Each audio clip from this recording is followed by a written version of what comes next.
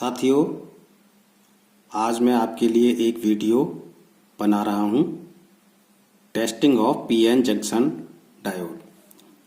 तो जैसा कि आपने देखा कि भाई ये जो हमारे पीएन जंक्शन हैं, पीएन जंक्शन का जो सिंबल होता है SI सिंबल, वो ये इस तरीके का होता है, यानी एनोड और ये कैसे कैथोड। तो एनोड और कैथोड इसके दो ये टर्मिनल होते हैं, लीड होती हैं, और फिजिकल जो अपीयरेंस है इसकी साथियों ये होती है। अगर हम इसको देखें, जैसे मैं इसमें आपको दिखा रहा हूं कि ये जो हमारा ये जो आप देख रहे हैं, तो ये हमारा एक इसमें सिल्वर कलर की एक लाइन है, बैंड है इसके चारों तरफ, और ये राउंड शेप में है सिलेंड्रिकल बॉडी में। तो इसकी दो लीड टिंड कॉपर की बनी हुई है, यानी कॉपर की बनी है, लेकिन उसके बाद टिन की एक परत लगी हुई जाती है ताकि इसमें हम आसानी से सोल्डरिंग की प्रक्रिया कर सकें। तो साथियों, ये तो रही इसके जो सिंबल की बात और फिजिकल अपीयरेंस, यानी कि इसकी ये देखने में कैसा होता है सेमीकंडक्टर डायोड। तो इसको अगर हम इसको टेस्ट करें, बात आती है इसकी टेस्टिंग की। तो टेस्टिंग में हम इसको ओम मीटर से टेस्ट करते हैं।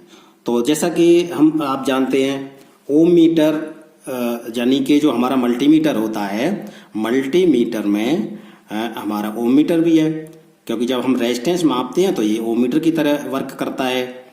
तो इसको हम ओम मीटर के रूप में यूज करते हैं, रेजिस्टेंस मेजरमेंट के तौर पे इसको हम उपयोग में ले सकते हैं।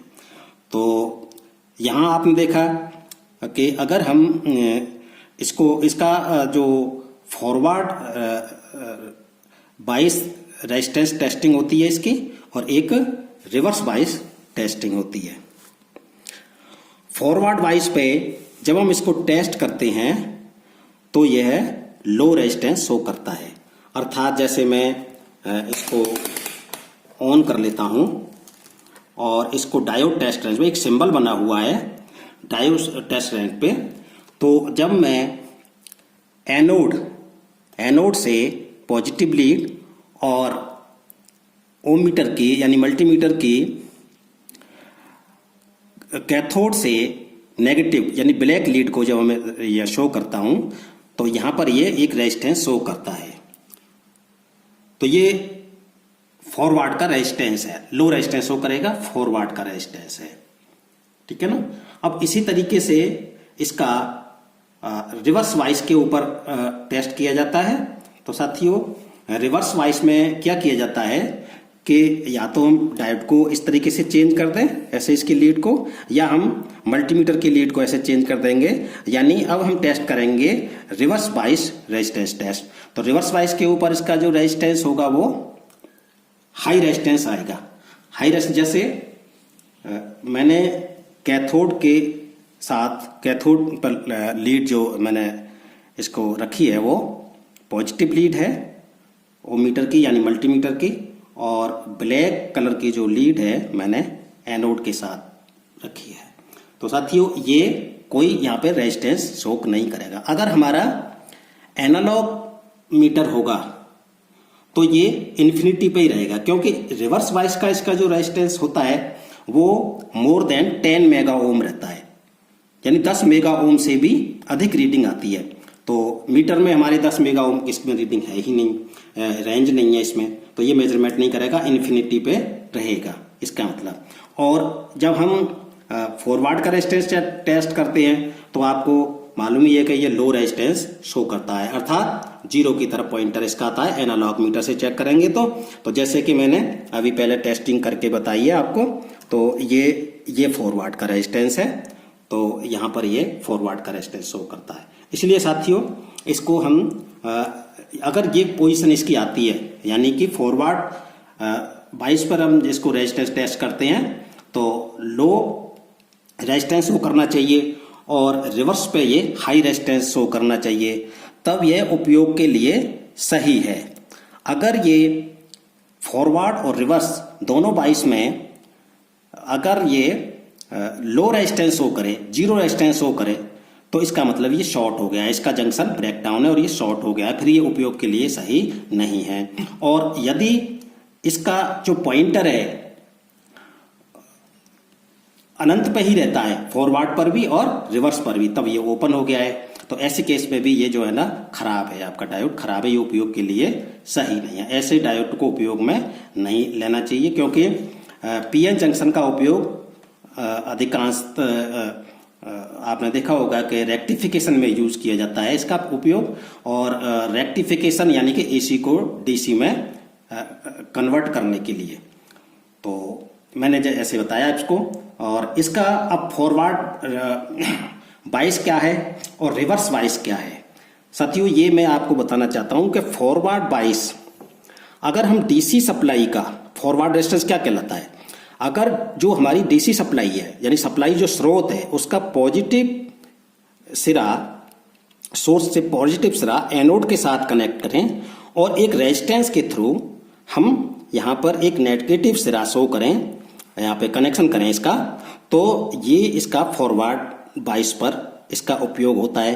तो फॉरवर्ड का जो बाइस पे जो इसका रहेगा तो ये वही करंट इसकी फ्लो करेगा। क्यों कि फॉरवर्ड का रेजिस्टेंस का लो होता है, लो रेजिस्टेंस के कारण इसमें करंट फ्लो करेगा, और रिवर्स बाइस के ऊपर यह करंट को फ्लो नहीं करेगा।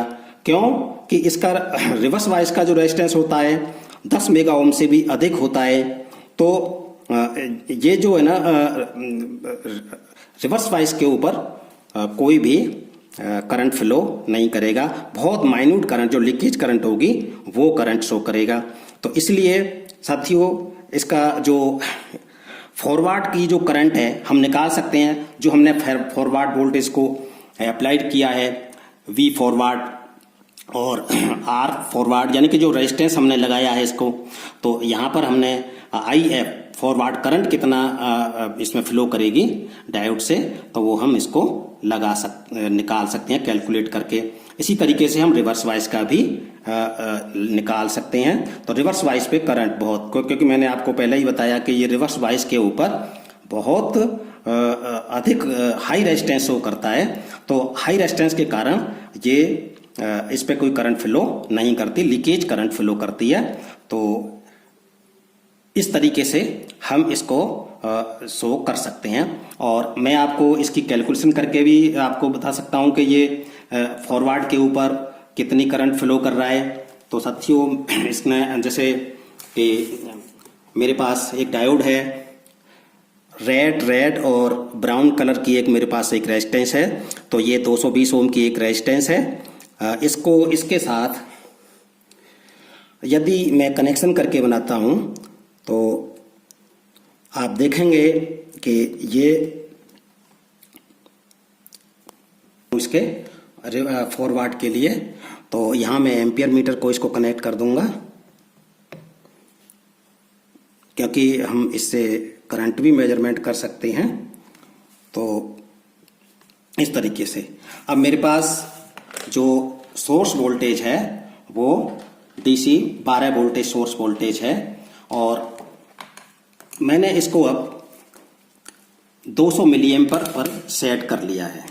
200 मिली एम्पर पर सेट करने के लिए साथियों 10 एम्पियर पर अगर हम करंट टेस्ट करेंगे मल्टीमीटर से, तो ऐसे केस में इस लीड को, बनाना लीड को मेरे को यहाँ लगाना पड़ेगा, और 200 मिली एम्पियर तक करंट को अगर हम यहाँ पे 200 मिली एम्पियर या 2000 माइक्रो एम्पियर करंट अगर हम फ्लो टेस्ट करेंगे, तो फिर हम इस लीड को यहीं पर रखेंगे, और इस प्रकार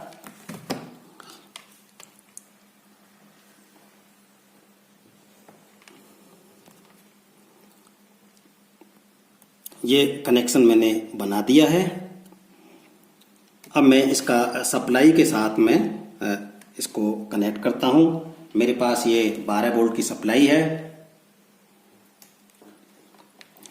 तो ये पॉजिटिव वोल्टेज है डीसी का, 12 वोल्ट की डीसी की जो बैटरी है।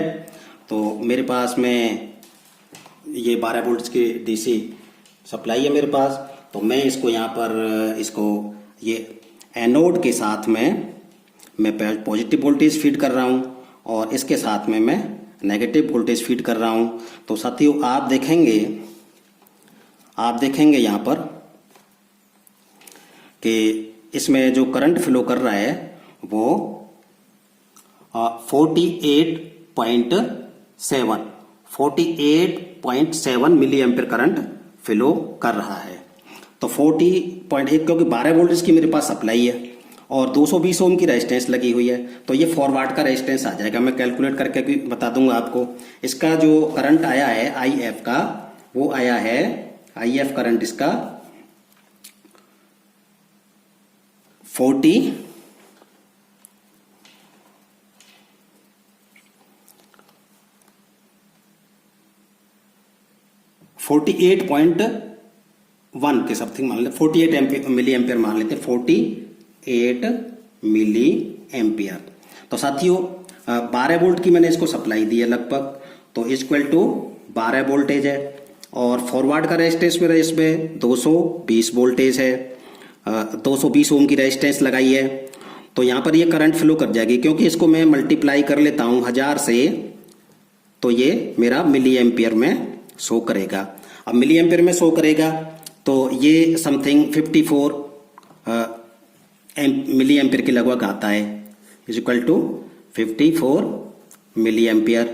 तो जब ये अब आप देखें आपने कि 54 मिली एम्पियर, तो बट इसका जो है ना फॉरवर्ड का रेजिस्टेंस भी है इसमें, क्योंकि ये भी शो करता है इसमें कुछ रेजिस्टेंस, तो करंट कम फ्लो करेगा, क्योंकि ये हमारा जो फॉरवर्ड का रेजिस्टेंस है इसका, वो डायोड भी अपने अंदर वोल्टेज को ड्रॉप करता है। इसका जो सिलिकॉन का कट इन वोल्टेज 0.7 वोल्टेज होता है, तो इसमें भी जो है ना हमारा ये इस वोल्टेज को न्यूट्रलाइज करने के लिए 0.7 वोल्टेज को तो ये न्यूट्रलाइज कर ही देगा। तो इसलिए इसका जो करंट है वो 54 मिली एम्पियर के जाए ये 48 मिली एम्पियर करंट शो करेगा। तो ये इसका फॉरवर्ड करंट है, इसका फॉरवर्ड वाइज के ऊपर इसका इलेक्ट्रिक करंट। अब हम इसका रिवर्स का इसको चेक करें, तो रिवर्स में हमारा वोल्टेज तो हमारा वही है, तो 12 वोल्टेज है हमारा ये। और रिवर्स का जो रेजिस्टेंस है, रिवर्स का रेजिस्टेंस साथियों मैंने कितना बताया आपको कि यहाँ तो मैंने 220 ओम की रेजिस्टेंस लगाई है ये। अब यहाँ ये तो ये भी 220 ओम की रेजिस्टेंस है, तो 220 अब ये जो रेजिस्टेंस रिवर्स का रेजिस्टेंस उसका 10 मेगा ओम से भी अधिक होगा। तो 10 मेगा ओम से भी इसका मतलब क्या हुआ, 10 इंटू 10 की पावर 6। अब इसको मल्टीप्लाई कर लेते हैं हम 1000 से मल्टीप्लाई कर लेते हैं, तो यहाँ इसका जो आएगा इसमें 12 डिवाइड बाई 3 जीरो इसके साथ 3 कट जाएंगे, और इसके साथ में यहाँ पे 10 की पावर 4। तो कुल मिला के इसका बहुत माइन्यूट करंट आएगा इसमें, जो मिली एम्पियर होगा ये मिली एम्पियर। 12 में हम 10 की पावर 4 10,000 का भाग लगाएंगे तो बहुत कम करंट इसमें फ्लो करेगा, जो लीकेज करंट ही कहलाता है साथियों। तो इस प्रकार ये रिवर्स वाइज के ऊपर जो रेजिस्टेंस है इसका हाई होता है और ये करंट को फ्लो नहीं करवाता, इसलिए इसका उपयोग हम AC को DC में बदलने के लिए करते हैं। तो साथियों अब आप देखेंगे कि इसमें जो हमारे डायोड के जो कोड होते हैं 1N4001, 1N इसका इंटरनेशनल कोड है, 1N एक जंक्शन, 4001, 4002, 4003, 4004, 1N 4005, इसी तरीके 4007, 4008 तक भी आते हैं। VRMS रिवर्स वोल्टेज, तो RMS AC साइन वेव के लिए VRMS रिवर्स वोल्टेज जो हम इसको शो कर रहे हैं, तो जो हम इसको ये करेगा, क्योंकि जब हम AC सप्लाई के साथ इसको कनेक्ट करते हैं तो हर आधी साइकिल में इसको रिवर्स वोल्टेज का सामना करना पड़ता है, जिसे हम बोलते हैं इसका PIV, पीक इनवर्स वोल्टेज। तो पीक इनवर्स वोल्टेज क्या है, इसका VRMS वोल्टेज यानी 35 वोल्टेज ये रिवर्स वाइज में, क्योंकि इससे ज़्यादा वोल्टेज अगर हम इसको इस 4001 वाले डायोड को यदि हम 35 वोल्टेज से RMS 35 वोल्टेज से अगर इसको ज़्यादा देंगे, ज़्यादा फिट करेंगे, तो ये इसका जंक्शन ब्रेकडाउन हो जाएगा। तो इसीलिए अगर 2 का है तो 70 वोल्टेज है, इसी तरीके से अगर 1N 4007 का है तो ये 700 वोल्टेज है। अब साथियों V मैक्सिमम रिवर्स वोल्टेज, तो एक डायोड को पीक इनवर्स वोल्टेज यानी कि जो हमारी इनवर्स पीक वैल्यू होती है उसका सामना करना पड़ता है। तो पीक वैल्यू कैलकुलेट करने के लिए हम क्या करेंगे, V maximum V R M S 0.707। तो V R M S voltage हमारा 35 वोल्टेज हम फीड कर रहे हैं और इसमें 0.707 का अगर हम भाग कर लगाएंगे तो इसका 49.5 वोल्टेज आएगा, से कह सकते हैं कि 50 वोल्टेज। तो मैक्सिमम वोल्टेज ये रिवर्स वाइज कंडीशन में इसका जो जंक्शन है वो 50 वोल्टेज तक खराब नहीं होगा, इसको हम 50 वोल्टेज तक दे सकते हैं, अर्थात आरएमएस वोल्टेज 35 वोल्टेज और मैक्सिमम वोल्टेज इसका 50 वोल्टेज। ये इसका पीआईवी वैल्यू है, पीक इनवर्स वोल्टेज, यानी कि रिवर्स वाइज के ऊपर दिया गया वोल्टेज। तो इसी तरीके से 70 वोल्टेज का 99 आता है, इसे कह सकते हैं 100 वोल्टेज। 140 वोल्टेज इसका अगर आरएमएस वोल्टेज है तो 198.01 वोल्टेज से कह सकते हैं कि 200 वोल्टेज। इसी तरीके 280 का है तो इसका 280 आरएमएस वोल्टेज तो 396.03 वोल्टेज कह सकते हैं कि 400 वोल्टेज। तो 1N4004 वाला जो डायोड है कोड नंबर का वो 400 वोल्टेज रिवर्स वोल्टेज यानी कि मैक्सिमम वोल्टेज रिवर्स वोल्टेज सहन करेगा, यानी कि इसका जो जंक्शन है वो इतने वोल्टेज तक खराब नहीं होगा। तो साथियों इसी तरीके से हम इसका कैलकुलेशन और भी आगे कर सकते हैं। तो ये हमारा एसी साइन वेव के लिए formula V maximum is equal to V R M S 0.707, इससे हम इसको कैलकुलेट कर सकते हैं। तो जब भी हम डायोड को चेक करें तो ये अवश्य देख लें कि उसके ऊपर जिस रेक्टिफिकेशन में जहां हम यूज कर रहे हैं, इसको उपयोग में ले रहे हैं, तो उसको रिवर्स कितना वोल्टेज सहन करना है, ये हम इस कंडीशन पे देखें। तो मेरे पास जो ये डायोड है वो 1N4007 का डायोड है। तो इस तरीके से ये डायोड पीक वीआरएमएस वोल्टेज जो हमारा वीआरएमएस वोल्टेज जो सहन करेगा वो 700 वोल्टेज यानी 700 वोल्टेज, और maximum voltage PIV peak inverse voltage जो ये इसका जंक्शन ये खराब नहीं होगा वो इसका 990.09 अर्थात 1000 वोल्टेज। तो इस तरीके से साथियों हम इस डायोड को जब कभी रेक्टिफिकेशन में उपयोग में लेंगे तो इसकी टेस्टिंग करेंगे। कोड हमें ज्ञात होने चाहिए, एग्जाम में सिंबल के ऐसा ही जो सिंबल है हमारे ये भी आते हैं। तो आपको मेरे को उम्मीद है कि ये वीडियो आपको पसंद आया होगा और इसलिए आपको ज्ञानवर्धक जरूर लगेगा, इससे आप अपना ज्ञान बढ़ा सकते हैं। धन्यवाद।